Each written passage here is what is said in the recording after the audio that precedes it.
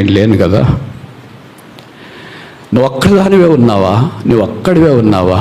నీ ఒక్క కుటుంబమే ఉందా? నీ ఒక్క సంఘమే ఉందా? నేను నీతోనున్నానని మర్చిపోవద్దు. చూడుము, నా అరిచేతుల మీద నేను నిన్ను చెక్కి ఉన్నాను. నేను నిన్ను వేడవన్న ఎడబాయను. నా జీవితం ఖాళీ, నా చేతులు ఖాళీ, బ్యాంక్ బ్యాలెన్స్ ఖాళీ, భర్త ఖాళీ, భార్య ఖాళీ, పిల్లల ఖాళీ, సంఘము ఖాళీ, వ్యక్తుల ఖాళీ, జీవితమే ఖాళీ అయిపోయింది. మా యొద్ద ఏమీ లేదు. ఏమి లేని వారి దగ్గరికి ఆయన వస్తాడు. ఆ రాత్రి ప్రార్థన ఆలకించబడలేదు, ఆ రాత్రి పని నెరవేర్చబడలేదు. I got nothing on that night. ఇలాంటి ఎన్ని రాత్రులు మన జీవితాల్లో వచ్చినాయో. అందుకే పాట కూడా ఉంది కదా, రాత్రంతా ఈ శ్రమ పడినా రాలేదు ప్రభు జయము, రహదారులు వెతికినను రాజా ఆయనే ప్రభు. మన క్రైస్తవ జీవితంలో ఎన్నో రాత్రులు, బాధతో నిద్రలేని రాత్రులు, క్రీస్తుకు వెలపట రాత్రి నిష్ఫలం, క్రీస్తులో రాత్రి ప్రయోజనకరం.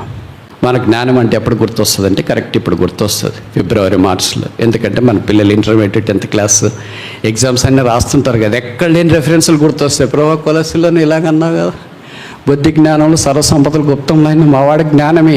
మార్చి తర్వాత జ్ఞానం లేకపోయినా పర్వాలేదు. ఒక వ్యక్తి ఎంత ఆశీర్వాదకరంగా దేవుడు మార్చగలడు. మనం ఆశీర్వాదంలోనికి వస్తే ఎంత వస్తాం?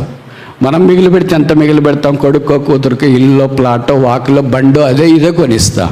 కానీ దేవుడు ఆశీర్వదిస్తాడు. మన గర్భంలో నుండి నేను ఇందాక చెప్పాను కదా, చిన్న చిన్న ఉద్యోగాలు వచ్చేటప్పుడు అసలు మా కొడుకు అండి అమెరికాలో, కూతురు అండి ఆస్ట్రేలియాలో, అల్లుడు జపాన్, అందరూ చాలా చెప్తాం మా కొడుకు ప్రైమ్ మినిస్టర్ అండి అని వాళ్ళని చెప్పండి. ఒకే ఒక్కడు. కొరింథీయులకు రాసిన 3వ పత్రిక 11వ అధ్యాయము 23వ వచనం. 1 Corinthians chapter 11 verse 23. నేను మీకు అప్పగించిన దానిని ప్రభు వల్ల పొందితిని, ప్రభువైన యేసు తాను అప్పగించబడిన రాత్రి యొక్క రొచ్చెనెత్తుకొని కృతజ్ఞతాస్తుతులు చెల్లించి. ఈ ఒక్క మాటను గురించి ఆలోచించడానికి ప్రారంభిస్తాం. రాత్రి, దట్ నైట్ ఆఫ్ హిస్ బెట్రాయల్, ఆయన అప్పగించబడిన రాత్రి. యేసు ప్రభు జీవితాల్లో లేదా జీవితంలో 2 ప్రాముఖ్యమైన రాత్రులు ఉన్నాయి. ఆ రాత్రులు లేకపోతే క్రైస్తవం మనగడ లేదంటే తప్పు కాదేమో. మొదటి రాత్రి లూకాసు వార్త 2వ అధ్యాయం 8వ వచనంలో చూస్తే, ఆ దేశంలో కొందరు గొర్రెల కాపర్లు రాత్రి వేళ పొలములో తమ మందలు కాచుకొనుచుండిరి. That night of his birth, ఆయన పుట్టిన రాత్రి, అది నిర్మానుష్య రాత్రి, వెన్నెల కురిసిన రాత్రి, అందమైన రాత్రి, పవిత్రమైన రాత్రి, పేద నరుడుగా దేవుడు భూమి మీదకి దిగి వచ్చే రాత్రి, చీకట్లోనికి తారాజువ వలె వెలుగు ప్రకాశించే రాత్రి, నిర్మానుష్యమైన లోకములోనికి అదృశ్యుడైన దేవుడు దృశ్య రూపాన భూమి మీదకి కాళ్ళు పెట్టిన రాత్రి, పుణ్యరాత్రి, పావన రాత్రి, మౌన రాత్రి, ఆధ్యాత్మిక రాత్రి. లోకం నిద్రిస్తున్నప్పుడు దేవుడి భూమి మీదకి ఉద్భవించిన రాత్రి, అదే క్రిస్మస్ రాత్రి. ఆ రాత్రి లేకపోయింటే ఈ 2వ ఆఖరి రాత్రి ఉండేది కాదు. That was the first night. ఇప్పుడు ఆఖరి రాత్రి అంటే this is the last night. కొరింథీయులకు రాసిన 2వ పత్రిక 1వ పత్రిక 11వ అధ్యాయంలో ప్రభువైన ఆయన యేసు అప్పగించబడిన రాత్రి. మొదటిది ఏంటి? నైట్ ఆఫ్ హిస్ బర్త్, పుట్టిన రాత్రి. రెండవది ఏంటి? నైట్ ఆఫ్ హిస్ బెట్రాయల్, ఆయన అప్పగించబడిన రాత్రి. ఆయన గెత్సేమనే తోటలో ఉన్నప్పుడు కరడుగట్టిన కొంతమంది రోమా సైనికులు యూదా ఇస్కరియోతు నేతృత్వంలో దివిటీలు, దీపాలు పట్టుకొని ఒక దొంగ మీదకి వచ్చినట్లు కేకలేస్తూ అక్కడ దాకా వచ్చినారు. నజరేయుడని యేసు ఎవరు అని వచ్చినారు. ఆయన అప్పగించబడి ఆ రాత్రి. ఒకవేళ ఆ రాత్రి మనకు లేకుండా ఉండింటే, లేదా ప్రభు ఆ రాత్రి యొక్క అనుభవంలోనికి వెళ్లకుండా ఉండింటే, ఇది నాన్న క్రైస్తవ లోకం కనిపించిండేది కాదు. పాపికి రక్షణ ఉండేది కాదు, పాపక్షమాపణ ఉండేది కాదు, శిల్వ దృశ్యం ఉండేది కాదు, బల్ల అసలే ఉండేది కాదు, పాపికి నిరీక్షణ ఉండేది కాదు. యేసు ప్రభు యొక్క జీవితంలో ఒక నాణ్యానికి 2 వైపులు ఎలాగో, అలాగే ఈ 2 రాత్రులు అలాగే. మొదటిది నైట్ ఆఫ్ హిస్ బర్త్, రెండవది నైట్ ఆఫ్ హిస్ బెట్రాయల్, పుట్టిన రాత్రి, అప్పగించబడిన రాత్రి. ఇప్పుడు పుట్టిన రాత్రి గురించి నేను మాట్లాడట్లేదు, ఎందుకంటే అకేషన్ అది కాదు, అది డిసెంబరు. ఇప్పుడు గుడ్ ఫ్రైడే, లెంట్ డేస్ ఉన్నాయి కదా. నైట్ ఆఫ్ బెట్రాయల్, అప్పగించబడిన రాత్రి గురించి నేను మీకు కొన్ని విషయాలు జ్ఞాపకం చేయాలని కోరుతున్నాను. అది యేసుప్రభు అప్పగించబడిన రాత్రి జరిగిన సంగతులను గురించి సుదీర్ఘంగా మాట్లాడట్లేదు, కానీ ఈ రాత్రి మనకు తెలియజేసే 5 అనుభవాలు బైబిల్లో భక్తులు వెళ్ళిన సంగతులు మీకు జ్ఞాపకం చేయాలని కోరుతున్నాను. మొదటిది నిర్గమకాండం 12:12. Exodus chapter 12:12. నిర్గమకాండం 12వ అధ్యాయం 12వ వచనం. Exodus chapter 12:12. ఆ రాత్రి నేను ఐగుప్తు దేశమందు సంచరించి ఐగుప్తు దేశమందుల మనుషుల్లోనే కానీ జంతువుల్లోనే కానీ తొలి సంతతి హతం చేసి ఐగుప్తు దేవతలందరికీ నీ తీర్పు తీర్చేదను. నేను ఆ రాత్రి, దట్ నైట్ ఆఫ్ ఇజ్రాయెల్, ఇశ్రాయేలీలకున్న రాత్రి 430 సంవత్సరాల బానిస సంఖ్యలలో బ్రతికి మృగ్యమైపోయి ఇటుకలు కాలుస్తూ తమ జీవితం అంతా ఇటుకలమయమైపోయి సమాధుల మధ్యలో ఉన్న పిరమిళ్ళ మధ్యలో జీవిస్తున్న ఆ జనాన్ని దేవుడు కరుణించి వారి మూలుగులు విని తాను మోషేను పంపించి మోషే ద్వారా గొర్రెపిల్లను సిద్ధం చేయించి ప్రతి ఇంటికొక్కటి దానిని ఆ గొర్రెపిల్ల రక్తమును బట్టి ఆ రాత్రి జ్యేష్ఠుడు ఆ ఇంట్లో నశింపకుండానట్లు మరణ సంహారకుడి ఇంట్లో ప్రవేశించకుండానట్లు దేవుడు నిర్దేశించిన రాత్రి.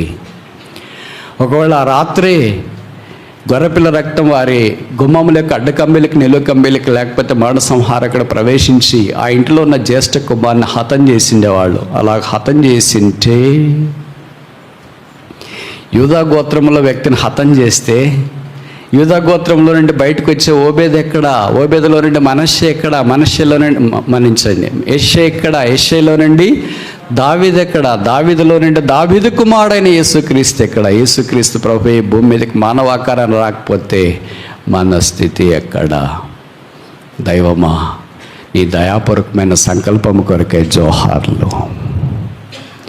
ఏమి చెల్లించి రుణం తీర్చుకోగలం? సాతాను ప్రతినిత్యము యేసు ఈ భూమి మీదకి మానవుడిగా రాకుండా, మొదటి రాత్రి రాకుండా, రెండో రాత్రి లేకుండా చేయలేని కఠోరమైన ప్రయత్నాలు చేసినాడు. ప్రభుకు స్తోత్రాలు. సాతాను యొక్క బైబిల్లో రాయబడింది కదా సామెతల్లో, యెహోవాకు విరోధమైన ఆలోచనైనను ఉపదేశమైనను ఆ క్రియలైనను నిలువవు. ఇప్పుడు ఆ రాత్రి మనందరికీ పరిచయమే. ఇశ్రాయేలీలు వారి వారి ఇళ్ళల్లో గొర్రెపిల్లను సిద్ధం చేసుకుని దాన్ని వధించి దాని రక్తాన్ని బేసిన్లో తీసుకొని గుమ్మం యొక్క అడ్డకంబిలకి నిలువకంబిలకి దాన్ని పోసి లోపల మరణ సంహారకుడు ప్రవేశించి జ్యేష్ఠ కుమారుని చంపకుండా. ఎందుకు జ్యేష్ఠ కుమారుడు? రెండో కుమారుడు, మూడో కుమారుడు, నాలుగో కుమారుడు చంపచ్చు కదా. ఇశ్రాయేల్ మన మాదిరి ఏం ఫ్యామిలీ ప్లానింగ్ లేదు. ఎందుకు జ్యేష్ఠ కుమారుడు? Why not second? Why not కనిష్ఠుడు? వాళ్ళ ఉద్దేశం ఏంటంటే జ్యేష్ఠుడు యెహోవాకు అర్పితుడు. జ్యేష్ఠత్వం ఇశ్రాయేలీల యొక్క భాగ్యము. దాన్ని లేకుండా చేయాలి. అసలు జ్యేష్ఠుడే లేకుండా అయిపోతే కనిష్ఠులు ఎంతమంది ఉన్నా పర్లేదు. There should not be any representative for the Christ that is going to be appeared. ప్రవచనాత్మకంగా ఉద్భవించే క్రీస్తు జ్యేష్ఠ కుమారుడు. ఆయన అనేకులలో జ్యేష్ఠుడు అన్నట్లు ఆ ముందు చూచాయిగా ఇక్కడున్న జ్యేష్ఠుడిని హత్య చేయించే కార్యక్రమాలు సాతాను పూనుకున్నాడు. కొత్త నిబంధనకు వచ్చిన తర్వాత హేరోదు కూడా ఇంట్లో పుట్టిన మగ పిల్లవాడు, ఏం ఆడపిల్ల, యేసుప్రభు రాజు స్త్రీగా రాలడు, పురుషుడు కావచ్చు అని ఆయనకు తెలుసు. ఆ కారణం చేత మగపిల్లవాళ్ళని కూడా చంపించాలని ఆజ్ఞ జారీ చేయబడింది. కత్తి. యేసుప్రభు వారు భూమి మీదకి రాకుండా సాతాను ఆడిస్తూనే వచ్చినాడు. అయితే యెషయా 54:17 ప్రకారం no weapon that is formed against thee shall prosper. నీకు విరోధముగా ఆరోపించబడిన ఏ ఆయుధము వర్ధిల్లదు. కనుక మొదటిది that night of Israel talks about salvation. ఇశ్రాయేలీలకు ఆ రాత్రి రక్షణ గురించి మాట్లాడుతుంది. ఇంటి గుమ్మమ దగ్గరికి వచ్చిన తర్వాత మాన సంహారకుడు ఆ ఇంటి ద్వారబంధరాలు అడ్డ కంబెలకి నిలువ కంబెలకి రక్తం ఉండేది చూచినాడు. కంబెలకి నిలువ కంబెలకి అనగా ఇలాగ నిలువ కంబీలు ఉన్నాయనుకోండి, ఇలాగ అడ్డ కంబీలు ఉంటాయి. దీనికి ఇలాగ రక్తం పూస్తే ఏమి గుర్తొస్తుంది? సిలువ. సిలువకు లోపటున్న వారికి మరణం లేదు, ఖడ్గం లేదు, వారు జీవించేవారు. ఏం చేస్తుందని బయటకు వచ్చిన వాళ్ళు వారి ప్రాణమునకు వారే ఉత్తరవాదులు. యేసుక్రీస్తు ప్రభు వారి సిలువ పాపిని కరుణిస్తుంది. మరలా జ్ఞాపం చేస్తూ ఉన్నాము, పాప బంధకాల్లో బంధించబడిన నీవు రక్షణ ఎరగకుండా బహుశా క్రైస్తవ పేరు ఉండవచ్చు, మీ అమ్మగారు నాన్నగారు కూడా క్రైస్తవులు అయిండవచ్చు, సేవకులు అయిండవచ్చు, బోధకులు అయిండవచ్చు, ఎల్డర్స్ అయిండవచ్చు, సండే క్లాస్ టీచర్స్ అయిండవచ్చు, కౌన్సిలర్స్ అయిండవచ్చు, నీవెవరు అయినా సరే యేసు రక్తం నీకు లేకపోతే దేవోగ్రత కింద ఉన్నావన్న సంగతి నీవు గుర్తించు. ఏ ఇంటి ద్వారబంధరాలు అడ్డకంబిలకు నిలువు కంబిలకు రక్తం ఉన్నదో ఆ ఇంట్లోనికి మరణ సంహారకుడు ప్రవేశించలేడు. ఆ రక్తం యేసు రక్తం, అమూల్యమైన రక్తం, నిర్దోషమైన రక్తం, నిష్కళంకమైన రక్తం, పరిశుద్ధమైన రక్తం. ఆ రక్తం ద్వారా హృదయంతరంగంలో కడగబడి శుద్ధీకరించబడి పాపక్షమాపణ మారుమనసు పొంది యేసునందు విశ్వాసం ఉంచి ఆయన యొక్క పిల్లలుగా చేయాలని దేవుడు కోరుతున్నాడు. ఈ రాత్రి కనుభవం నీకొద్దా? యేసు నిన్ను ప్రేమించి నీ కొరకే మానవుడికి భూమి మీదకి దిగి వచ్చినాడు. ఆయన లేకపోతే మానవ జీవితానికి నిరీక్షణ లేదు, పాపక్షమాపణ లేదు, మారు మనస్సు లేదు, పరలోక ప్రాప్తి లేదు. పాపంలోనే మనుషుడు మగ్గిపోయి పాతాళం వైపు పరుగులు తీస్తూ వేదనకరమైన స్థలములు అగ్నిహారక పురుగు చావక కేకలేస్తూ మలమల మాడి ఆ నిత్య నరకములో ఉండవలసిందే. కరుణా సంపన్నుడైన దేవుడు తానే మానవాకారాన్ని భూమి మీదకి దిగి వచ్చి నరకములో నుండి జీవంలోనికి మనిషిని దాటించుట కొరకు యోహాను 5వ అధ్యాయంలో మనం చూస్తాం. నా మాట విని నన్ను పంపిన వాని యందు విశ్వాసం ఉంచువాడు తీర్పులోనికి రాక మరణములో నుండి జీవములోనికి దాటి ఉన్నాడు. యేసే జీవం. యోహాను 14:6 చూస్తాం. నేనే మార్గము, నేనే సత్యము, నేనే జీవమై ఉన్నా. నిర్జీవమైన మానవంలోనికి జీవము ప్రవహించుట కొరకే జీవజల నదైన యేసు ఈ భూమి మీదకి దిగి వచ్చాడు. ఆ యేసు నీకొద్దా? ఆ రక్షకుడు నీకొద్దా? ఆ శిలువ రక్తం నీకొద్దా? ఆ పాప క్షమాపణ భిక్ష నీకొద్దా? ఆ మారు మనస్సు నీకొద్దా? ఆ దైవికమైన జీవితం నీకొద్దా? ఆ పరలోక రాజ్యం నీకొద్దా? ఎంతకాలం మునికోలలకు ఎదురుతనతో యేసుని అంగీకరించుకున్న దేవుని యొక్క ప్రేమ ప్రవాహాన్ని ఎదురీద్దానికి ప్రయత్నం చేసి లోకంలో విజయం పొందగలవని తలస్తున్నావా? అదొక అదొక ఎండమావి, అది కానీ తప్పుడు నిర్ణయం. ప్రేమ వచనం ప్రకటించబడుతుండగా హృదయం తెరిచి యేసు నా హృదయంలోనికి రా, నా పాపాలు క్షమించు, నా జీవితాన్ని మార్చు. యేసు రక్తము ప్రతి పాపం నుండి మనల్ని కడిగి పవిత్రులుగా చేయను. ప్రభుని యేసునందు విశ్వాసం ఉంచుము, అప్పుడు నీవును నీ ఇంటి వారును రక్షణ పొందుదురు. మొదటి రాత్రి ఇశ్రాయేలీయులు విడుదల పొందిన రాత్రి. అది చారిత్రాత్మకమైన రాత్రి. మీరు ఊహించుకోండి, 6 లక్షల కాల్బలం ఒక్క రాత్రికి రాత్రి ఒక స్థలంలో నుండి బయటకు వస్తున్నారంటే యూ కెనాట్ ఇమాజిన్. వాళ్ళని లైన్లో ఎలాగ నడపాలి? కొంతమంది రానవాళ్ళు ఉంటారు, వాళ్ళందరినీ బలవంతం పెట్టి ఎలాగ తీసుకురావాలి? మామూలు మన ఇంట్లో భార్య భర్త 2 పిల్లలు ఆదివారం మందిరానికి రావాలంటే తల ప్రాణం తోక్కొస్తుంది. అన్ని సొఫిస్టికేటెడ్ థింగ్స్ ఇంట్లో ఉండి బయట కూడా ఉంటుంది. బయటకు వస్తే కారు ఉంటుంది, ఇంట్లోకి వెళ్తే వాష్రూమ్లోకి వెళ్తే ట్యాబ్ తిప్పితే వేడి నీళ్ళు వస్తాయి, ఇంకో వైపు తిప్పితే చల్లనీళ్ళు వస్తాయి. ఆ తర్వాత బయటకు వచ్చేస్తే టేబుల్ మీద వేడిగా పొగలగమ్ముతున్న టిఫిన్ ఉంటుంది, దాన్ని తినేసి బయటకు వస్తే కారు రెడీగా ఉంటుంది. ఇన్నున్నా కూడా సమయానికి రావటానికి కష్టాలు పడుతుంటే ఏమీ లేని ఆ రాత్రి ఎలాగొస్తారు? కొంతమంది మనలాంటి వాళ్ళు చెప్తారు, రాత్రి అంతా నిద్రే లేదు బ్రదర్, మా ఇంటికి ఎప్పుడు వస్తాడో మా సంహారకుడని అలాగే మేల్కొని ఉన్నాం. ఎవరు చెప్పినారు మేల్కొన్నాడు? మనం రక్తం పూసుకుని పడుకోవచ్చు. ఇలాగ వీరందరినీ పరిశుద్ధాత్మ దేవుడు ప్రోక చేసి మోషే సౌజన్యంలో ఐగుప్తులోని రామశేషులో నుండి బయలుదేరి వచ్చిన ఆ దినం, ఆ రాత్రి క్రైస్తవ చరిత్రలో అసమానమైన రాత్రి. There was no night that is equal in the history of the people of Israel, the night of deliverance and liberty. వారు విడుదల పొందిన, విమోచించబడి నిర్గమం పొందిన ఆ రాత్రికి మించిన రాత్రి ఇశ్రాయేలీయులకు చరిత్రలో లేదంటే తప్పు కాదేమో. వారిని ఆ రాత్రితో మనకేం సంబంధం అని అనుకునే వారికి మేము జ్ఞాపకం చేసేది ఏంటంటే, ఇప్పుడు మనుష్యుడు యేసుని ఎరగకుని దుస్థితిలో రాత్రిలో ఉన్నాడు, చీకట్లో ఉన్నాడు, పాపములో ఉన్నాడు, అపాయములో ఉన్నాడు, అలమటిస్తూ ఉన్నాడు. యేసు ఆ రాత్రిని వెలుగు చేయటానికి భూమి మీదకి వచ్చినాడు. అందుకే ఆదికాండం 1:4 వచనంలో రాయబడుతూ వచ్చిన లెట్ దెర్ బి లైట్, వెలుగు కలుగును గాక. యేసు ప్రభువే వెలుగు. యోహాను రాసిన 1 పత్రిక 1:5 వచనంలో గాడ్ ఈజ్ లైట్, దేవుడు వెలుగై ఉన్నాడు. ఆ వెలుగైన యేసుని నీవు అంగీకరిస్తే పాప క్షమాపణ మారు మనసు పొంది పరలోక రాజ్యంలో దేవుని సన్నిధిలోకి ఉండి ఆ దైవరాజ్యానికి వారసుడు కావచ్చు. నీ తీర్మానం ఏంటి? రెండవ రాత్రి చూస్తామా? Genesis chapter 32 verse 22. ఆదికాండం 32:22. ఆ రాత్రి అతడు లేచి తన 2 భార్యలను తన 2 దాసులను తీసుకుని, దాసులను తన 11 మంది పిల్లలను తీసుకొని ఎబ్బోకు రేవు దాటిపోయాను. ఆ రాత్రి అతడు అంటే యాకోబు లేచి, జాకబ్స్ దట్ నైట్, యాకోబు యొక్క ఆ రాత్రి ఆ రాత్రి దేవునితో ప్రార్థన చేసిన రాత్రి అని ఇక్కడ మనకు పరిచయం.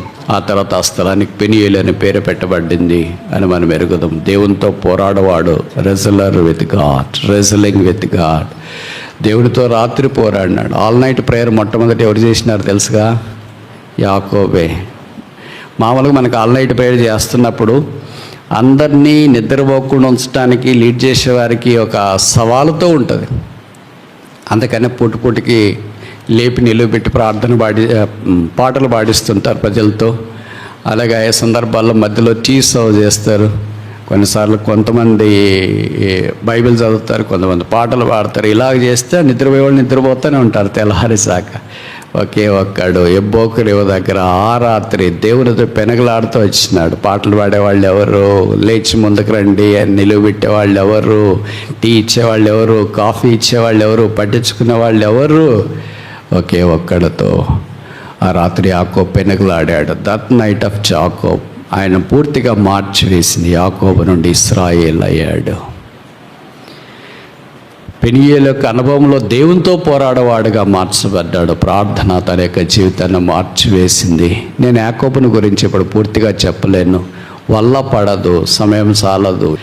యాకోబు 140 ఏళ్ళు బతికినాడు. దాదాపు 100 సంవత్సరాలు ఆ సమయంలోన, అంటే 87-88 సంవత్సరాల్లో ఆయన ప్రభు దగ్గరికి పోవాల్సి వచ్చినాడేమో. 50 ఏళ్ళు దేవునితో నడిచినాడు. 50 ఏళ్ళు దేవునితో నడిస్తే ఆయన గురించి 12 అధ్యాయాలు ఆదికాండంలో చెప్పబడుతూ వచ్చినాయి. ఆ తర్వాత ఆయన తర్వాత 12 మంది గోత్రికులు వచ్చినారు. వారే ఒక చరిత్ర అయ్యారు. ఆ తర్వాత వారే ఒక దేశమయ్యారు. అలాంటి వ్యక్తిని గురించి అర్ధ గంటలో మానవ జీవితంలో ఏం చెప్తాం? అందుకే యాకోబు బలిష్ఠుడు అన్నాడు, యాకోబు దేవుడు అన్నాడు. యాకోబు దేవుని నామం మిమ్మల్ని ఉద్ధరించిన కాకని వాడుతూ వచ్చినాడు. యాకోబు ప్రార్థనా పరుడు. తన జీవితంలో సాధారణంగా మనం యాకోబు అంటే ఏమనుకుంటామంటే మోసగాడనే ఉంటాం. ఒక్కసారి మోసం చేస్తే అంత పెద్ద ముద్ర వేసినారేంటి? మరి ఎన్నోసార్లు ప్రార్థన చేసినాడు కదా, అది వాడుకోవచ్చు కదా, ఆ మోడల్ తీసుకోవచ్చు కదా. మనకు మంచి మోడల్ ఎప్పుడు గుర్తుండదు. ఏదో ఒక మచ్చ ఉంటుంది. చంద్రంలో కూడా ఒక మచ్చ ఉంటుందంట. ఆ మచ్చే కనిపిస్తుంటుంది కానీ మిగతాది ఏం కనిపించదు. చాలా విడ్డూరం, విషాదం. ఒకళ్ళు ఒకేసారి మీరు అలాగ మోసం చేసి యాకోబు వల్లే జీవిస్తే మంచిదేమో, కానీ మనం ఆ టైపు కాదు కదా. జీవితమే మోసం, ఇంక యాకోబు వల్లే జీవించేది ఎక్కడా? అందుకనే బహుశా ఇక్కడ ఉన్నామేమో. ఆ రాత్రి దేవునితో ఆయన పెనుగులాడాడు. దేవుడు ఆయనతో అన్నాడు, నీ పేరేంటి? What is your name? యాకోబు పేరేంటి? ఏంటి యాకోబు పేరు? మీకు బాగా తెలుసు కదా. అసలు మీరంటే ఏంటి? అసలు యాకోబు పేరేంటి? What is your name? మన దేవుడు ఆయన రాత్రి అడిగాడు, ఏంటి ప్రభు నా పేరు తెలియకుండానే ఇంతకాలం ప్రార్థన చేసేసానా? నా పేరు తెలియకుండానే మీ ఇద్దరు నుండి ప్రార్థనకు సవాలు పొందేసానా? What is your name? యాకోబు నీ పేరేంటి? ఆయన పేరేంటి తెలియదా? తెలుసు అనుకున్నా. చూడండి ఇక్కడే రాశారు. 27వ అధ్యాయము ఆదికాండం 17వ వచనమా? ఆదికాండం 27, జెనసిస్ చాప్టర్ 27 19వ వచనం, 27-19. Genesis chapter 17 verse 19. అందుకు యాకోబు, నేను ఏశావును, వాళ్ళ నాన్నగారి దగ్గరికి వెళ్ళాడు వేట మాంసం తీసుకొని. వాళ్ళ నాన్న కళ్ళ కనపడకపోయినా కానీ చెవులు బాగా వినిపిస్తాయి. పెద్దోళ్ళు కదా, అన్నీ బాగా గుర్తుపట్టాడు. రారా దగ్గర నీ సంగతి ఏంటో తెలుస్తని దగ్గరికి వెళ్ళాడు. గుర్తుపడతాడేమో అని చేతులన్నీ ఇలాగ పట్టుకొని చూస్తే, ఏంటి నీ చేతులు స్మూత్గా ఉండాలి కదా, your skinless person, your hairless person, but you have lot of hair. How can I say that your Jacob? I am no more Jacob, I am ఏశావు. నేను ఏశావును. నిజమే, నీ పేరు అలాగే కనిపిస్తుంది, ఈ బాడీ అంతా కూడా అలాగే కనిపిస్తుంది, స్వరం మాత్రం అలాగే లేదురా. రైట్, నేను చెప్తున్నాను కదా నా పేరు ఏశావని. అంతటా ఆయన అక్కడ ఆశీర్వదించిన. ఇప్పుడు వాళ్ళ భౌతికమైన బయలాజికల్ ఫాదర్ని మోసం చేశాడు, కానీ స్పిరిచువల్ ఫాదర్ దగ్గరికి వచ్చిన తర్వాత, ఆత్మీయమైన తండ్రి దగ్గరికి వచ్చిన తర్వాత ఆ దేవుడు అదే ప్రశ్న వేసినాడు, యాకోబు నీ పేరేంటన్నా అని. మనమైతే ఏం చెప్తాం? ఏం పేరు చెప్పాలా? రిజిస్టర్లో పేరు చెప్పాలా? ఇంట్లో ముద్దు పేరు చెప్పాలా? నీ స్టోరీ అంతా నాకు తెలుసమ్మా, నీ పేరేంటో చెప్పు. వాళ్ళ తండ్రిని మోసం చేసినాడు కానీ పరలోకపు తండ్రిని మోసం చేయలేడు కదా. అందుకే బైబిల్లో రాయబడింది 32వ అధ్యాయంలో, ఐ యామ్ జాకోబ్, నేను యాకోబును. God loves that honesty.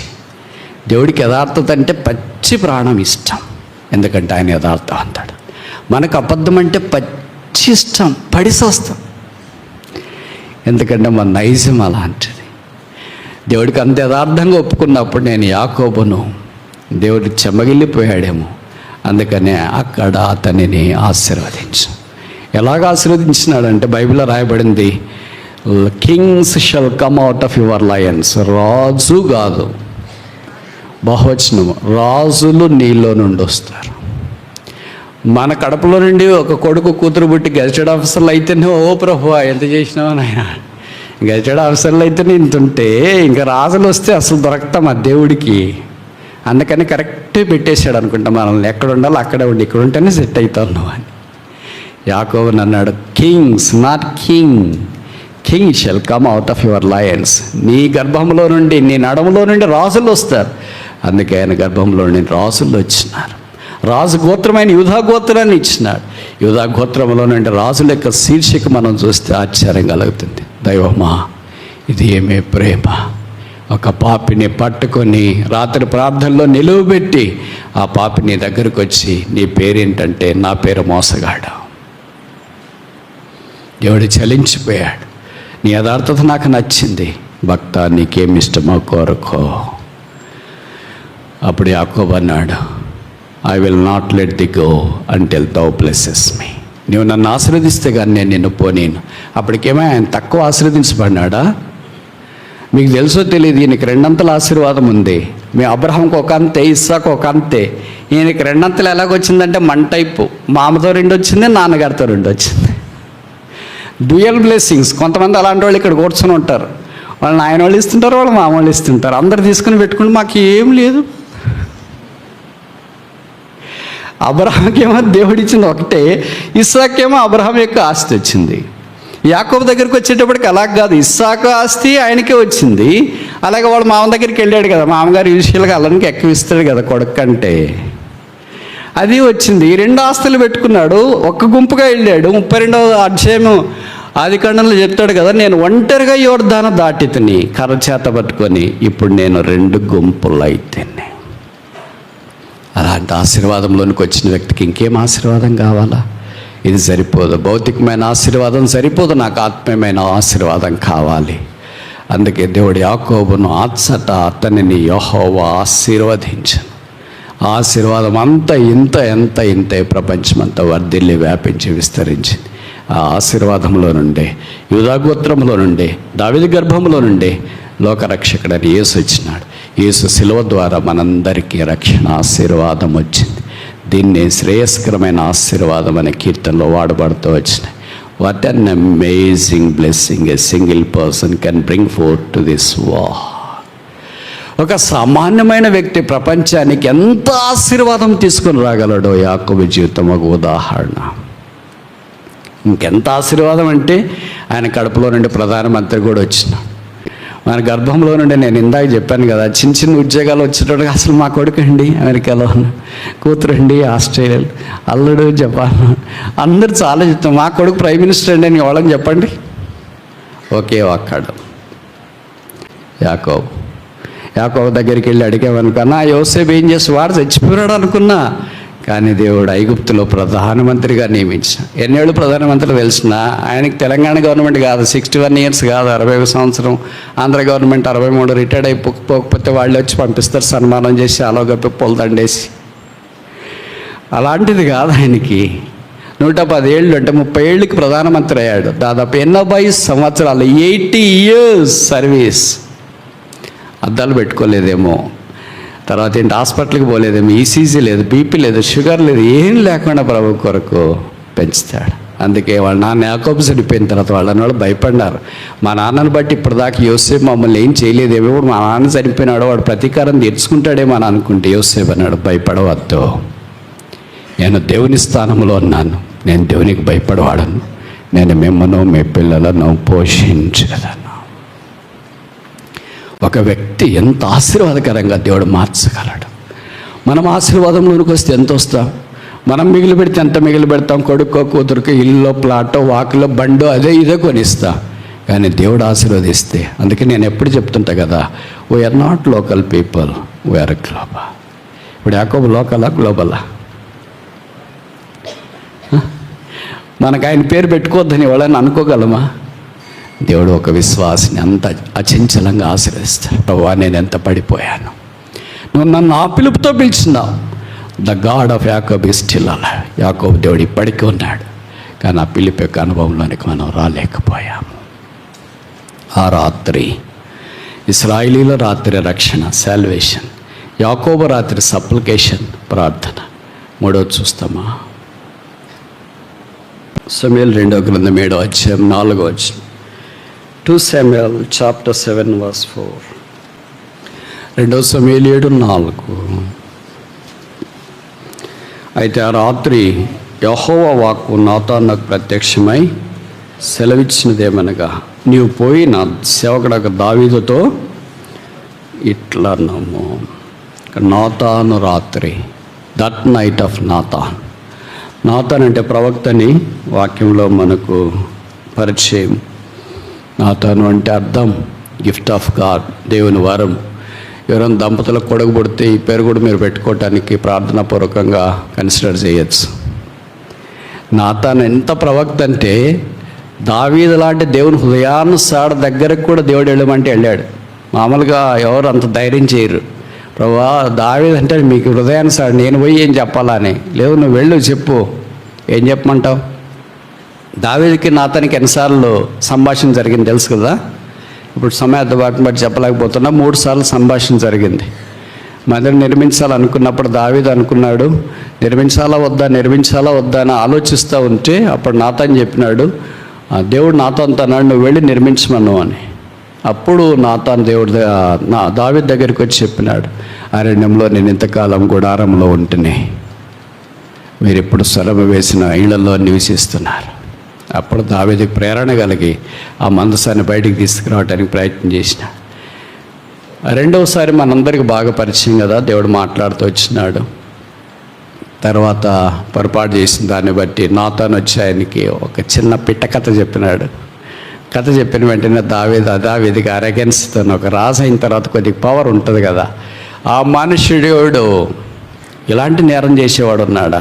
దారెంబడు పోతున్నోడికి వేరే వాని ఇంట్లో ఉన్న మేకపిల్లని తీసుకుని వచ్చి వధించిన వాడు ఉన్నాడు. ఎవడా మనుష్యుడు అని అంటే ఎవరైనా ఏం చెప్తారండి కదా. నాతాను అన్నాడు, యు ఆర్ దట్ మ్యాన్.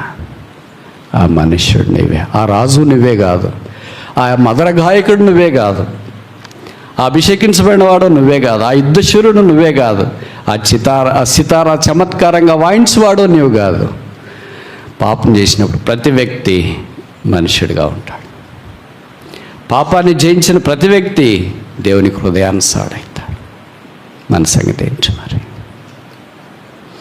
దావీదు తాను ఒప్పుకున్న తర్వాత మనకు తెలుసు, తర్వాత కుమారుడు ఎదిజ్జా అని పేరు పెడతారు. ఇవన్నీ సంగతులు రాయబడతాయి. 3 సార్లు నాతాను దావీదు దగ్గరికి వచ్చినాడు. 3 సార్లు దావీదు నాతాను మాట అంగీకరించిన. సాధారణంగా మనల్ని ఎవరైనా కరెక్షన్ చేస్తే చెప్తే ఎవరు వినరు కదా. ఆయనకంటే మాకు ఎక్కువ తెలుసులే అనుకుంటారు. ఇది నా అనుభవం. 70 దేశాలు తిరిగినా, కొన్ని వందల సంఘాలు చూసినా, కొన్ని వేల మంది బిలీవర్స్తో మాట్లాడినా, నా మాట చిన్న పిల్లోడు మొదలుకొని పెద్దవాడి దాకా ఎవరన్నా వింటే ఒట్టు.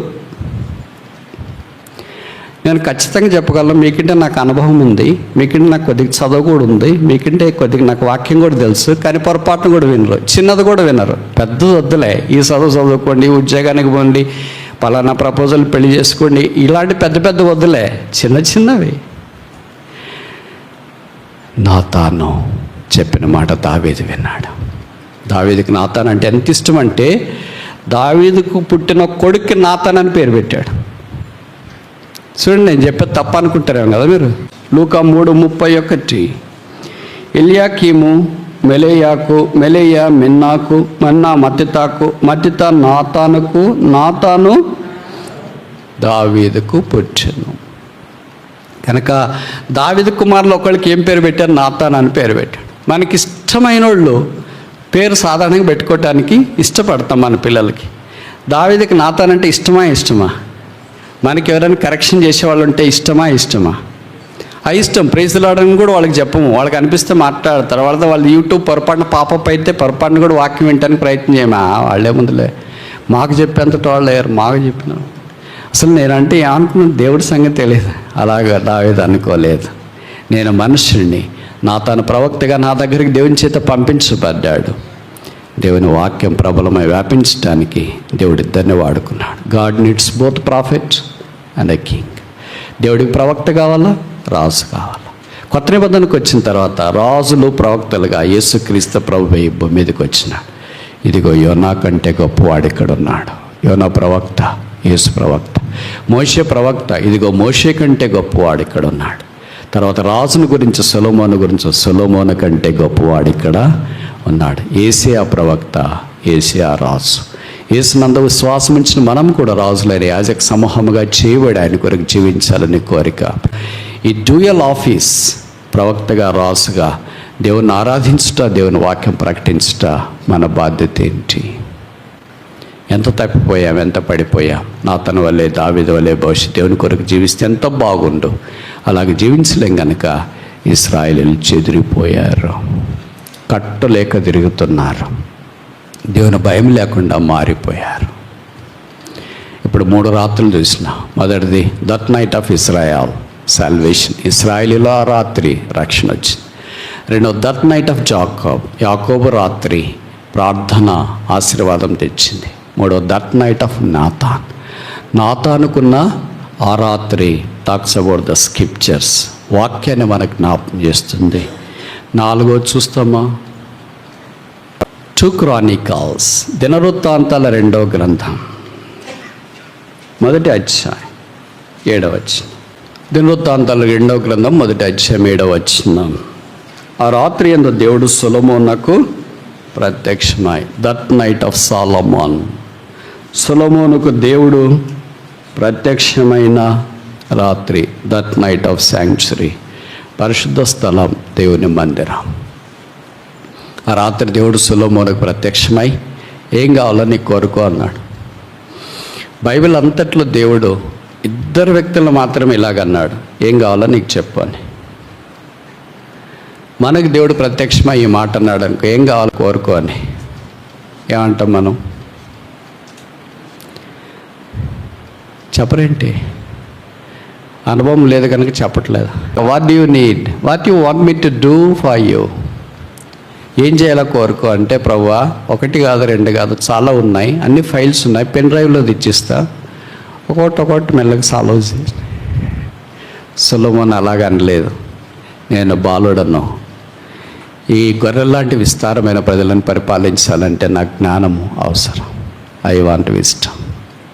ఆ జ్ఞానము నాకు దయచి అని సొలొమోను కోరుకున్నాడు. అప్పుడు సొలొమోను వయసు ఎంతో తెలుసా? సొలొమోను చేసిన 2 ప్రార్థనలు బైబిల్లో రాయబడుతూ వచ్చినాయి. The shortest, the longest, the first, the last. చిన్న ప్రార్థన, చివరి ప్రార్థన. చిన్న ప్రార్థన ఏంటి? ఏం కావాలో కోరుకో అన్నప్పుడు కోరుకునింది. పెద్ద ప్రార్థన ఏంటి? మందిరం నిర్మించిన తర్వాత ఆయనే ప్రతిష్ఠ చేసే ప్రార్థన. ఆ ప్రార్థన చదివితే మనకు ఒళ్ళు జలధరిస్తుంది, వెంట్రుకలు నిక్కబడుచుకున్నాయి. అప్పుడు సొలొమోను వయసు ఎంత? సొలొమోనుకు మందిరము కట్టే బాధ్యత ఇచ్చినప్పుడు సొలొమోను వయసు ఎంత తెలుసా? చెప్పరేంటి? బైబిల్లో రాశారు ఇవన్నీ. దినవృత్తాంతాల 1వ గ్రంథం 29వ అధ్యాయంలో దావీదు సొలొమోనుకి బాధ్యతలు అప్పగించేటప్పుడు చెప్పాడు. చూడండి, బహుశా నేను చెప్పేది మీకు వేరుగా అనిపిస్తుందేమో. దినవృత్తాంతాల 1వ గ్రంథం 29వ అధ్యాయం 1వ వచనం, 1 Chronicles chapter 29 verse 1. తర్వాత రాజైన దావీదు సర్వ సమాజముతో ఇలాగ సెలవిచ్చిన, దేవుడు కోరుకున్న నా కుమారుడు సొలొమోను వృద్ధాప్యంలో ఉన్నాడు గనక అని రాశారా? చూస్తున్నారా బైబిల్? ఏ వయసులో ఉన్నాడు? లేత ప్రాయం గల బాలుడు. వావ్! ఎవరైనా బాలుడికి చాక్లెట్లు ఇస్తారు, డైరీ మిల్క్లు ఇస్తారు, ఐస్ క్రీమ్ ఇస్తారు, కానీ ఈయనేమి ఇచ్చినాడు? కట్టబో ఆలయం మనిషిని కాదు, దేవుడైన యెహోవాకే కనుక ఈ పని గొప్పది. ఈ ఇంట్రెస్టెడ్, ఈ షోల్డర్డ్, ఈ మ్యాంటిల్డ్ దట్ గ్రేట్ వర్క్, ఈ గొప్ప పనిని ఆయన మీద ఉంచినాడు. ఎవడన్నా అలాగ ఉంచుతారా? చిన్న పిల్లలకి మనం ఎంత బరువు ఇస్తాము, వాళ్ళు ఎంత మోస్తారో అంతే ఇస్తాం. చిన్న పిల్లలు ఉంటే గ్లాసులో నీళ్ళు తీసుకురా, అద్దాలు తీసుకురా, వాచ్ తీసుకురా, మొబైల్ ఫోన్ తీసుకురా అని చెప్పము. ఎందుకంటే తీసుకుని రాడు వాడు, ఇంకట్లే పోతాడు. అందుకని ఏది తీసుకొని వస్తాడో అది చెప్తాం. అంతేగాని ఒక బస్తా బియ్యం తీసుకురా అని చెప్తామా, కారు తీసుకురా అని చెప్తామా, స్కూటర్ తీసుకురా అని చెప్తామా, నీళ్ళు బిందె తీసుకురా అని చెప్తాం అని చెప్పం కదా. ఆ పిల్లలు ఎంత, వాళ్ళ వాయిస్ ఎంత, వాళ్ళ వాళ్ళ బరువు ఎంత అని దాన్ని బట్టి మనం చెప్తుంటా. ఇక్కడ సొలొమోనును దావీదు దూరదృష్టితో వచ్చిన ఏ పనైనా సొలొమోనుకు చిన్నదే. బహులేత ప్రాయం కలిగిన వాడు, అలాంటి వాడికి ఈ పని అప్పగించినాడు. దేవుని మందిరం కట్టే పని, లేత పని వయసులో మన పిల్లలు ఎక్కడుంటారు చెప్పండి? మందిరం కట్టే దగ్గర ఉంటారా? ఎక్కడుంటారు మీ పిల్లలు? ఎక్కడున్నారు చెప్పరేంటి? మొబైల్ ఫోన్ పట్టుకొని గేమ్స్ ఆడుతున్నారు కదా, గ్రౌండ్లో తిరుగుతున్నారు కదా, ట్యూషన్లకు పోతున్నారు కదా. మందిరం తప్ప, దేవుడు తప్ప, బైబిల్ తప్ప ఇంకేం చేయమన్నా వాళ్ళకి చాలా సంతోషం. ఉదయాన్నే లేచి బైబిల్ చదివేవారా అని అంటే, మా చదువుతానులేమ్మా, అప్పుడు లేచి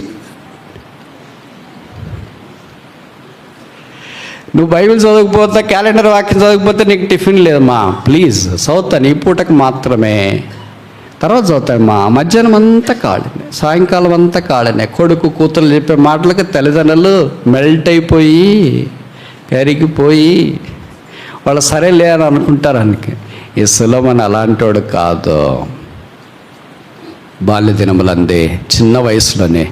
అందుకే ఈయన చిన్న వయసులోనే ప్రభు దగ్గరికి వచ్చినాడు కనుక ప్రసంగి గ్రంథం రాస్తూ ఆఖరి అధ్యాయంలో అన్నాడు, బాల్య దినములందే నీ సృష్టికర్తను స్మరణకు తెచ్చుకో. ఆయన అనుభవం లేకుండా మాట్లాడలేదు. ఏది మన మాదిరి అనుభవం తక్కువ ఉండి ఎక్కువ వాక్యం చెప్పే టైపు కాదు. ఆయన ఏది అనుభవించినాడో అదే చెప్పాడు. బాల్య దినములందే సృష్టికర్తను స్మరణకు తెచ్చుకోవాలి. సరే, ఇప్పుడు బైబిల్లో ఇద్దరు మాత్రమే ఈ ప్రశ్న దేవుని ఇద్దరు నుండి పొందినారు. What you want me to give, నేను నీకేమి ఇవ్వాలా? పాత నిబంధన అంతట్లో ఒక్కళ్ళే, ఆయన పేరే సొలొమోను. కొత్త నిబంధన అంతట్లో ఒక్కళ్ళే, ఆమె పేరే సొలొమోను, యేసుప్రభు పిన్ని. కనుక ఇప్పుడు జరిగిన సంగతి ఏంటంటే, ఈ సొలొమోను దగ్గరికి వచ్చి దేవుడు అలాగ అడిగితే ఏమి ఇవ్వాలా అని రాత్రి సొలొమోను జ్ఞానం కావాలా అన్నాడు కదా. దేవుడు అన్నాడు, నువ్వు శత్రువుల యొక్క ప్రాణం కానీ, రాజ్యం కానీ, ఆస్తి కానీ కోరక జ్ఞానం కావాలని కోరావు కనుక వాటితో పాటు ఇవన్నీ దీంతో పాటు అవన్నీ నీకు ఇచ్చేస్తా. By 1 get all free offer అక్కడే స్టార్ట్ అయింది. డిమార్ట్లో కాదు, సౌత్ షాపింగ్ మాల్లో కాదు, చిన్న సిల్క్స్లో కాదు, గెట్ 1 బై ఆల్ ఫ్రీ కాదు, లేదా బై 1 గెట్ ఆల్ ఫ్రీ కాదు, అక్కడే స్టార్ట్ అయింది. Get 1 get Christ, everything shall be added unto you. మనమేమనుకుంటాం, ప్రభువా first give everything, then I will see whether I can receive Christ. నాకు అన్నీ ఇచ్చేసేయి, ఉద్యోగము, చదువు, భర్త, భార్య, పిల్లలు, ఇల్లు, వాకిలి, కారు అన్నీ ఇవ్వు, అప్పుడు ఆలోచిస్తా. టైం ఉంటే దేవుడిని నమ్ముకోవాలా, మందిరానికి వెళ్ళాలా, బైబిల్ చదవాలా లేదని ఆలోచిస్తామంట. That's not a divine plan. దేవుడు ఇదే ప్రశ్నే ఆదాముకి వేసింటే, ఆదామా నీకు ఏం కావాలని కోరుకుంటా? అదేంటి ప్రభు ఏం కావాలని కోరుకుంటావు? ఏదైనా తోటలోనే ఉండాలనుకుంటున్నా, సావ లేకుండా ఇక్కడే ఉంచేసి అని అంటాడు. అందుకని ఆయన నా ప్రశ్న అడగలేదు. దేవుడు అందరినీ ప్రశ్నలు అడగడు. మనకు తెలుసు, క్వశ్చన్ పేపరు కేజీ వాళ్ళకి కేజీదే ఇస్తుంది, పిహెచ్డి వాళ్ళకి పిహెచ్డి క్వశ్చన్ పేపర్ ఇస్తారు. పిహెచ్డి క్వశ్చన్ పేపర్ తెచ్చి కేజీ వన్కి ఎలాగిస్తారు? కేజీ క్వశ్చన్ పేపర్ ఏ అంటే ఏంటి, బి అంటే ఏంటి, సి అంటే ఏంటి, డి అంటే ఏంటి అంటే వాడు ఇస్తాడు. ఇంటికి వచ్చినా కూడా ఏ అంటే ఏం రాశారు? యాపిల్ అని రాశానమ్మా. బి అంటే ఏం రాశా? బాల్ అని రాశాను. సి అంటే ఏం క్యాట్ అని రాశాను. అదే పిహెచ్డి వాడికి ఈ క్వశ్చన్ పేపర్ ఇస్తారా? ఏ అంటే ఏంటి, బి అంటే ఏంటి, సి అంటే ఏంటి? వాళ్ళకి ఇచ్చే క్వశ్చన్ పేపర్ వాళ్ళకి వేరుగా ఉంటుంది. అందుకే మనకిచ్చే క్వశ్చన్ పేపర్ అంతా ఇది కేజీ క్వశ్చన్ పేపర్. ఏ అంటే ఏంటి, బి అంటే ఏంటి, సి అంటే ఏంటి మనం అనుకుంటే క్వశ్చన్ పేపర్ చూసి పరీక్ష ఎట్లా ఎక్సలెంట్ రిజల్ట్, టైం తక్కువ వచ్చింది. ఇంకా కేజీలోనే ఉన్నావు brother. Go a long way, చాలా దూరం వెళ్ళాలి. సొలొమోను దగ్గరికి దేవుడు వచ్చినాడు, నీకేం కావాలా? దావీదును కూడా ఈ ప్రశ్న అడగలేదు దేవుడు. మోషేని ప్రశ్న అడగలేదు. యెహోషువని ప్రశ్న అడగలేదు. ఎందుకంటే వాళ్ళని ఈ ప్రశ్నలు అడిగితే వాళ్ళు జవాబు చెప్పింటారు ఖచ్చితంగా. మోషేని అడిగినాడు అనుకో, నీకేం కావాలని, ప్రభువా ఏం కావాలని అడుగుతున్నావంటే, కనాన్లో కొద్దిగా అట్లా ప్రవేశిస్తా, కాలు పెడతా, ఆ రోజే చంపే పర్లేదు. కానీ కాలబెట్టకపోతే, ఇంత పని చేసి కాలబెట్టలేదు, ఆయన ఎంత ఘోర పాపి అని ప్రజలందరూ అనుకుంటారు. 6 లక్షల కాలబలము అందరి మధ్యలో నన్ను సామెతకు నిందకు ఆస్పదం చేయొద్దని అని అంటాడేమో. అదే అబ్రహాం దగ్గరికి వచ్చి, అబ్రహమా నీకేం కావాలో? ఏం కావాలంటారు ఏంటి ప్రభువా, పెళ్ళైపోయి ఇంతకాలం అయిపోయింది, 25 ఏళ్ళు నీ వాగ్దానం కొరకు కనిపెట్టుకుని ఉన్నాను, ఒక కొడుకునియచ్చుగా. దేవుడు అలాంటి వారిని అడగలేదు. సొలొమోన్ దగ్గరికి వచ్చి అడిగిన, నీకేం కావాలా? ఐ వాంట్ విజ్డమ్, జ్ఞానం కావాలి. ఏంటా జ్ఞానం? మన జ్ఞానం అంటే ఎప్పుడు గుర్తొస్తుంది అంటే కరెక్ట్ ఇప్పుడు గుర్తొస్తుంది, ఫిబ్రవరి మార్చిలో. ఎందుకంటే మన పిల్లలు ఇంటర్మీడియట్ 10th క్లాస్ ఎగ్జామ్స్ అన్నీ రాస్తుంటారు కదా, ఎక్కడ లేని రెఫరెన్సులు గుర్తొస్తాయి. ప్రభా కొలసిలోనే ఇలాగన్నావు కదా, బుద్ధి జ్ఞానంలో సర్వసంపదలు గుప్తంలో అయిన మావాడి జ్ఞానమే. మార్చి తర్వాత జ్ఞానం లేకపోయినా పర్వాలేదు, అంతే కదా. మీరు చేసే ప్రార్థన ఏ రోజైనా జూలై నుండి జనవరి దాకా జ్ఞానం కావాలని ప్రార్థన చేసినారా? ఓన్లీ పరీక్షలప్పుడు ఆ రెఫరెన్స్లు గుర్తొస్తే అప్పుడు మాత్రమే మావాడు వెళ్తున్నాడు జ్ఞానం తెచ్చే, మా అమ్మాయి వెళ్తుంది పరీక్ష రాయటానికి జ్ఞానం తెచ్చే. అంటే 365 రోజుల్లో పరీక్ష రోజులే జ్ఞానము, మిగతా రోజుల్లో జ్ఞానం లేకపోయినా నేను ఎంటుకొని రాగలను అని. అది జ్ఞానం కాదు, జస్ట్ నాలెడ్జ్, అది తెలివి. జ్ఞానం వేరే. 365 రోజులు జీవితాంతం ఉండేది జ్ఞానం. ప్రభువా ఆకాశమందు నీవు ఉండగా మాకేమి వద్దు, నీవే మాకు కావాలా అంటే తండ్రి హృదయం ఎంత ద్రవీభవించిపోతుంది. ఏ రోజైనా ప్రభు దగ్గరికి వచ్చి అలాగన్నామా? సొలొమోను అదే చేశాడు. జ్ఞానం కావాలా? జ్ఞానం అంటే ఏంటి? 1 కొరింథీ 1:31 పౌలు రాస్తున్నాడు, క్రీస్తే జ్ఞానం, Christ is the wisdom of God. దేవుడు సొలొమోను దగ్గరికి వచ్చి, సొలొమోను నీకేం కావాలా? నాకేమొద్దు, నీవే నాకు కావాలా. I want you. దేవుడు ఫ్లాట్ అయిపోయాడు, కరిగిపోయాడు. సొలొమోనా నువ్వు శత్రు ప్రాణం కోరలేదు, రాజ్యం కోరలేదు, ఆస్తి కోరలేదు, వైభవాన్ని కోరలేదు, దీర్ఘకాలం రాజుగా ఉండాలని కోరలేదు, నన్నే కావాలని కోరుకున్నావు. కనుక నీ జ్ఞానముతో పాటు సమస్తము నీకు ఇస్తా, నీలాంటి రాజు ఎక్కువ అన్నాడు. ప్రభు మనల్ని అనేకసార్లు ఇలాగ అంటున్నాడు, నీకేం కావాలో? What do you need, what do you need, what do you need? ప్రభువా నీవు నాకుండగా నాకేం అవసరం లేదు. This is the highest desire of a Christian. క్రైస్తవుని యొక్క పరాకాష్ట కోరిక. ఈ కోరిక మనం ఎన్నోసార్లు పడిపోయాం. యేసు కుమారుడైన తండ్రి కుమారుడైన యేసు దగ్గరికి వచ్చి, యేసు నీకేం కావాలా? నీ చిత్తం నెరవేర్చడం నాకు మేలు. మన దగ్గరికి వచ్చి ప్రభు అలాగ అడిగితే, నీకేం కావాలా? నీ చిత్తం నెరవేర్చడం నాకు మేలు, నీవే నాకు కావాలా. ఆ రాత్రి నాతానుకు ప్రత్యక్షమైన రాత్రి, సొలొమోనుకు ప్రత్యక్షమైన రాత్రి. 5వ దాకా చూసి ముగిస్తామా? 21 యోహాను సువార్త.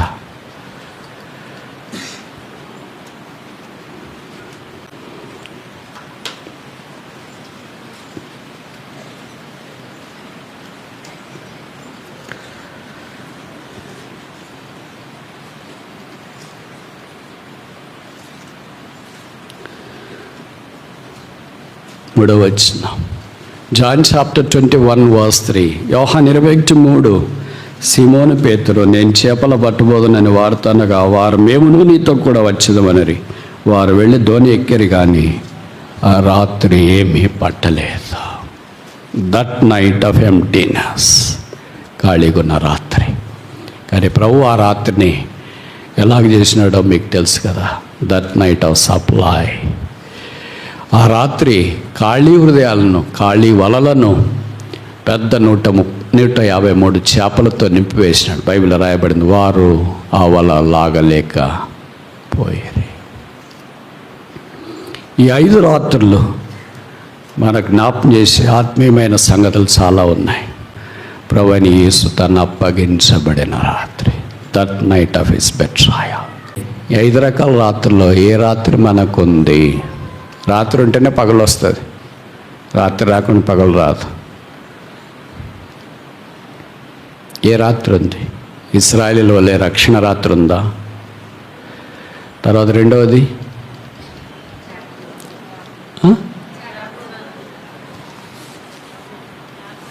యాకోబు వలె ప్రార్థన చేసే రాత్రి ఉందా? మూడవది నాతాను వలె వాక్యము వినే రాత్రి ఉందా? నాలుగవది సొలొమోను వలె దేవుని మందిరాన్ని గురించిన రాత్రి ఉందా? 5వది ఆఖరిది, శిష్యులు ఆ రాత్రి ఏం పట్టలేదు. ఇలాంటి ఎన్ని రాత్రులు మన జీవితాల్లో వచ్చినాయో. అందుకే పాట కూడా ఉంది కదా, రాత్రంతా ఈ శ్రమ పడినా రాలేదు ప్రభు జయము, రహదారులు వెతికినను రాజా అయిన ప్రభు. మన క్రైస్తవ జీవితంలో ఎన్నో రాత్రులు, కొంతమంది విద్యార్థులు పరీక్షలు రాసక ముందు నైట్ అవుట్ చేసినామని అంటుంటారు. రాత్రి అంతా చదువుతారు, కనీసం కొనక తీయకుండా. ఉదయం అలాగే బ్రష్ చేసుకొని టిఫిన్ కూడా వద్దనే, ఎందుకంటే నిద్రపోతే కదా ఆకలిస్తుంది. అలాగే ఎగ్జామ్కి పరీక్షకి వెళ్తారు, క్వశ్చన్ పేపర్ చూస్తారు, అన్నీ వచ్చినవే ఉంటాయి. రాయటానికి పెన్ను పెట్టుకుంటే ఒక్కడి కూడా గుర్తురాదు. వచ్చిన తర్వాత పరీక్ష 3 గంటలు అయిపోయి ఇంటికి వచ్చిన తర్వాత ఏంరా రాసినట్టు ఒక్కడి కూడా గుర్తు రాలేదు. అన్నీ చదువుకునేవే వచ్చినాయి, గుర్తు రాలేదు. రాత్రంతా శ్రమ పడినా, స్లీప్లెస్ నైట్స్, వ్యాపారం కొరకు నిద్రలేని రాత్రులు, బాధతో నిద్రలేని రాత్రులు, చదువు కొరకు నిద్రలేని రాత్రులు, ఇలాగ ఎన్నో స్లీప్లెస్ నైట్స్ ఉన్నాయి. ఆ రాత్రి ఏమీ పట్టలేదు. రాత్రులు నిష్ఫలమైనవి. మరి ఏమైనా నిరీక్షణకు ఆధారం ఉందే? బైబిల్లో రాయబడింది, సూర్యోదయం అగుచుండగా 4:21 యోహాను సువార్తలో యేసు ధరిన నిలిచింది. Night without Christ is barren, night with Christ is a blessing. క్రీస్తుకు వెలపట రాత్రి నిష్ఫలం, క్రీస్తులో రాత్రి ప్రయోజనకరం. యేసు వారి యొద్ద నిలిచినాడు, వారిని ధైర్యపరిచినాడు. వలవేయమన్నారు, వలవేసినారు, విస్తారమైన చేపలు పడ్డాయి. వారు ఆ చేపలు రాసి ఆశ్చర్యపోయారు. వాళ్ళ పిగల లేదు. మనల్ని ప్రేమించి మన కొరకు యేసు ప్రభు వారు ఆ రాత్రి అప్పగించబడ్డాడు. ఆ రాత్రి ఈ దినాన్ని లేకపోతే నో నైట్ నో డే, ఈ దినం ఉండేది కాదు. ప్రభు మన ఇద్దరి నుండి కోరుతున్నది ఏంటంటే, ఈ రాత్రుల్లో ఏమున్నాయి మీకు తెలుసు, కానీ ఆఖరి రాత్రి దగ్గరికి వస్తే ఆ రాత్రి ఏం పట్టలేదు. మనలో 99% ఈ కోవకు వస్తామంటే తప్పు కాదేమో. ఆ రాత్రి చదివింది ఏం వంట పట్టలేదు, ఆ రాత్రి ప్రార్థనకి స్వభావం రాలేదు, ఆ రాత్రి పరిచయకు ఉపయోగపడలేదు, ఆ రాత్రి సేవలో ఏం ఉపయోగం లేదు, ఆ రాత్రి ప్రార్థన ఆలకించబడలేదు, ఆ రాత్రి పని నెరవేర్చబడలేదు. I got nothing on that night. ఆ రాత్రి నేనేమీ పట్టలేదు. నువ్వేం పట్టలేదు కదా, వద్దు వెళ్ళిపో, నువ్వు నా శిష్యుడు కాదని ప్రభు వారు పంపించేసింటే ఇది నా బైబిల్ చరిత్ర ఇంకొక రకంగా ఉండేదేమో. యేసు ప్రభు వారు చేపలు ఆ రాత్రి ఏం పట్టని 7 మంది దగ్గరికి సూర్యోదయాన్ని వచ్చి నిలబడ్డాడు. వారితో మాట్లాడడం ఆరంభించాడు. పిల్లలారా, మీ వద్ద ఏమైనా ఉందా? భౌతికంగా బయలాజికల్గా యేసు ప్రభు కంటే శిష్యులు వయసులో పెద్దోళ్ళే, కానీ వారిని పిల్లలు అని ఆయన సంబోధించిన. వారందరూ ఏకబిగ్గా అన్నారు. వారిలో యథార్థత ప్రభు చూసినాడు. వీ హ్యావ్ నథింగ్, మా వద్ద ఏమీ లేదు. ఆ 7 మంది ఒకేసారి ఎలాగ చెప్తారు మా అత్త ఏం లేదని? మనమేమనుకుంటారు, రే అలాగ చెప్పొద్దురా, ఆయన ఎవరో ఏమో మనకు తెలియకుండానే సత్యం చెప్తే లేకపోయిన సమస్యలు వచ్చేస్తాయి. ఒకళ్ళు ఉందని చెప్పండి, ఒకళ్ళు లేదని చెప్పండి, ఏదో గడ్డి పాస అది ఇది, తర్వాత నా గవ్వల్లో అవి వలలో ఉంటాయి కదా, ఏమి లేవని చెప్పేస్తున్నారేంటి? అలాగనుకోలేదు. ఆయన ఎవరో తెలియకుండా ఆయన దగ్గరికి వచ్చినారు. వీ హ్యావ్ నథింగ్, మా యొద్ద ఏమీ లేదు. ఏమి లేని వారి దగ్గరికి ఆయన వస్తాడు. వాళ్ళ ఖాళీది నింపాలని కోరుతాడు. ఆ రాత్రి నిష్ప్రయోజనమైంది, ప్రయోజనకరంగా చేయాలని కోరుతున్నాడు. జీవితంలో సోలిపోయావా, డస్సిపోయావా, కృంగిపోయావా, ఏం చేయాలో దిక్కుదోచుకుని ఉన్నావా? రాత్రి అంతా ఏడ్చేసావు, నీ దుండు కన్నీరుమయమైపోయింది. ఫ్యాన్ అలాగే తిరుగుతుంది, పక్కన భర్త ఉన్నా, పిల్లలున్నా, భార్య ఉన్నా, ఇరుగు పొరుగు వారున్నా, నీ కన్నుల నుండి కారే ప్రవాహాన్ని ఆపలేకపోయారా? ఉదయకాలం లేచినప్పుడు ప్రభు అన్నాడు, అమ్మా ఎందుకు ఏడ్చుచున్నావు? నా జీవితం ఖాళీ, నా చేతులు ఖాళీ, బ్యాంక్ బ్యాలెన్స్ ఖాళీ, భర్త ఖాళీ, భార్య ఖాళీ, పిల్లల ఖాళీ, సంఘము ఖాళీ, వ్యక్తుల ఖాళీ, జీవితమే ఖాళీ అయిపోయింది. వీ గాట్ నథింగ్, మేమేమీ పట్టలేము. అప్పుడు ప్రభు మన జీవితాల్లోనికి ప్రవేశించాలని కోరుతాం. నేను లేను కదా, నువ్వు ఒక్కదానివే ఉన్నావా? నువ్వు ఒక్కడివే ఉన్నావా? నీ ఒక్క కుటుంబమే ఉందే? నీ ఒక్క సంఘమే ఉందా? నేను నీతోనున్నానని మర్చిపోవద్దు. చూడుము, నా అరిచేతుల మీద నేను నిన్ను చెక్కి ఉన్నాను, నేను నిన్ను వేడవన్న ఎడబాయను. ప్రభా, నేను ఎన్నోసార్లు విడిచిపోయాను, దాటిపోయాను. ప్రార్థన మానేశాను, బైబిల్ చదవడం మానేశాను, మందిరికి రావడం మానేశాను, సువార్త చెప్పడం మానేశాను, దశమ భాగం ఇవ్వడం మానేశాను. నేను పూర్తిగా అన్నీ మానేశాను. అయినా నన్ను మానేయవా? నన్ను విడిచిపెట్టవా? నేను నిన్ను విడిచిపెట్టలేను. నేను నిన్ను మరచిపోచాలన్నా. ఇదిగో నీ కొరకే నా సిలువ, తల మీద ముళ్ళ కిరీటం, మోకం మీద ఉమ్మి, చేతుల్లో మేకులు, దేహమంతా కొడ దెబ్బలు, ప్రక్కలో బల్లెపోటు, కాళ్ళలో మేకులు. నీ కొరకే ఈ సిలువలో భూమికి ఆకాశానికి మధ్యలో వేలాడదీయబడుతున్నాను. నేను నిన్ను మర్చిపోతాను. ప్రభువా, నన్ను క్షమించు. 3 మాసాలు సంవత్సరంలో దాదాపు గడిచిపోయాయి. మిగతా రోజులైనా నా వల్ల నిండునుగాక, నా కుటుంబం నిండునుగాక, నా హృదయం నిండునుగాక, నా జీవితం నిండునుగాక, నా ఆత్మీయ పాత్రలు నిండునుగాక, పొర్లి ప్రవహించునుగాక. 23వ కీర్తనలో దావీదు అన్నాడు, మై కప్ రన్నెత్ ఓవర్, నా గిన్నె నిండి పొర్లుచున్నది. సిలువ దగ్గరికి వస్తామా? ప్రభువా, నీ సిలువే నాకు శరణ్యం. నా వల ఖాళీ, నా జీవితం ఖాళీ, నేనే పూర్తిగా ఖాళీ అయిపోయాను. ఇది నిండదా? ఈ జీవితానికి ఉపయోగం లేదా? సార్థకత లేదా? నీ దగ్గరికి వస్తే నీవు నింపవా? మనం ఎంత ప్రయత్నం చేసినా అది నిండదు. కానీ ప్రభువు నింపాలనుకున్నప్పుడు అది పొర్లి ప్రవహిస్తుంది. సిలువను ఆశ్రయించి సిలువ రక్తం ద్వారా కడగబడి పరిశుద్ధపరచబడి, యేసు నీవే నా శరణ్యం. నా జీవితంలో ఇవే 5 రాత్రులు ఆశీర్వాదకరంగా వచ్చాయి. ఈ 5 రాత్రులను ఆశీర్వాదకరంగా మార్చడానికి ఆయన కూడా రాత్రి అప్పగించబడ్డాడు. ఇప్పుడు ఆ ప్రభు దగ్గరికి వస్తే ఆయన మన జీవితాన్ని చక్క చేస్తాడు. మార్కు 7:37 సమస్తము బాగుగా చేయగలడు. ఎక్కడ పడిపోయినామో అనుకోవద్దు.